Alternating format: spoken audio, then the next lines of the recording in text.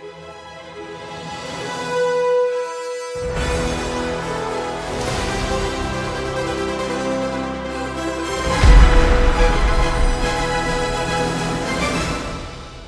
is James Mathers for the Digital Cinema Society at Cine Gear Expo 2024. I'm here with my friend Matt Frazer. He's with Panasonic LUMIX, and they've got a lot of new announcements to make, so I'm going to let you go through one at a time. Go, Matt. Yeah, so we introduced the GH7 at the show, actually down on the 5th. Thank you for swinging by the press conference. Actually, we appreciate that. And what we've done differently with the camera was we really tried to address all of the concerns people had with the GH series and provide sort of a master of everything camera. So it really starts with a completely new sensor that gets us phase autofocus on the camera, so it has exceptional autofocus for people who would want to rig this up on like a gimbal, or if they're going to do Steadicam. It helps them maintain focus without having to have an additional focus puller on the project. That sensor also gives us a function called DR boost. This is what some people call a dual gain system. Really what we're doing is we run gain we're effectively taking two gain amplifiers, one that's really high gain for really clean shadows, one that's really low gain, giving you lots of highlight information. We combine them both together, giving you the best parts of both. And because of that, you can get over 13 stops of dynamic range on a micro Four Thirds sensor camera, while still getting high frame rates, like 60 frame per second with no sensor crop.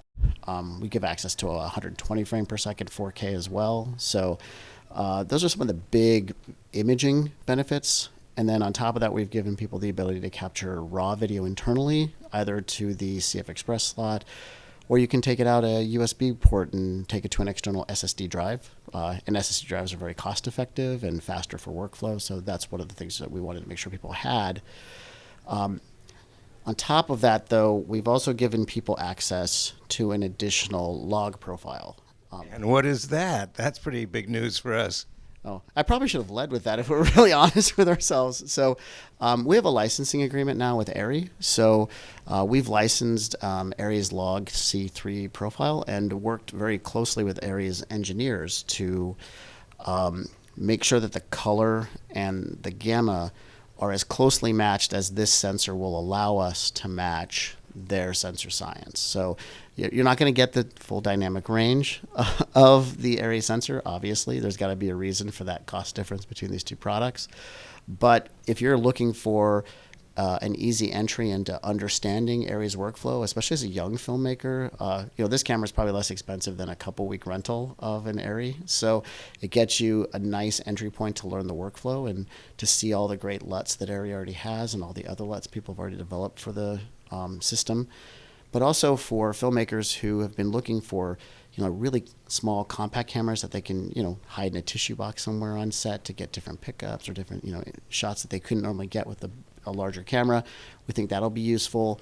And frankly, to put one of our cameras in harm's way instead of an ARRI is probably a very nice thing to be able to do with a product like this. A little more economical if you lose a $5,000 package compared to a $100,000 package. Yeah, I mean, I could certainly see that as being advantageous. I definitely understand why people might want to be able to do that.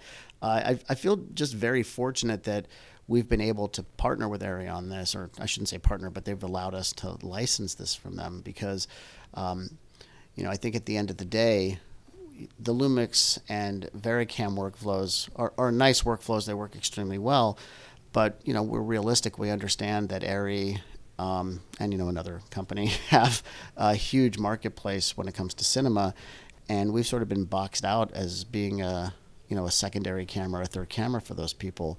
So I think this creates a nice synergy between Panasonic and ARRI, where we fill a void that ARRI has potentially in their product portfolio, and they help us to have an option for people as they aspirationally move up into higher end cinematography.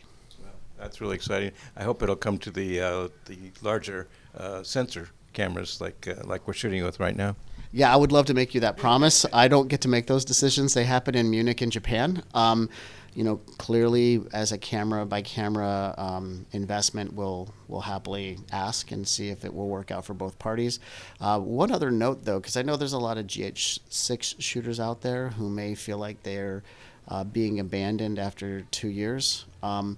We're actually offering you access to ARRI Log C3 C3 as well. So it's an unlock code. It's an extra $200 to get ARRI C3 on the GH7 or on the GH6, but we're still taking care of our GH6 customers and giving them that sort of like a swan song, you know, as we move into the GH7, so that they understand that we really appreciate their loyalty to our brand, and we wanted to make sure you didn't lose out.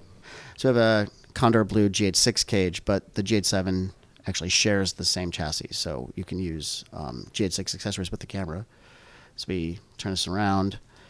We have our dedicated audio button. The dedicated audio button is really useful when you add the XLR2, because the XLR2 will give you 32-bit float audio, which means if someone screams and someone's talking quiet, you don't have to worry about trouble lifting or lowering those tones in post. So with the viewfinder, the LCD screen here, you have the flip out capability, but when it's connected to HDMI, it's going to hit it. So you have the ability to flip this out, and then it clears the HDMI port as well. This also means that if you don't like the monitor out like this, you can go ahead and just put it here, and then you can just use it as a flip-up monitor as well. So you have that functionality. Well, that's a lot of great news, so thank you for sharing it with us. No, thank you. I really appreciate you having me here.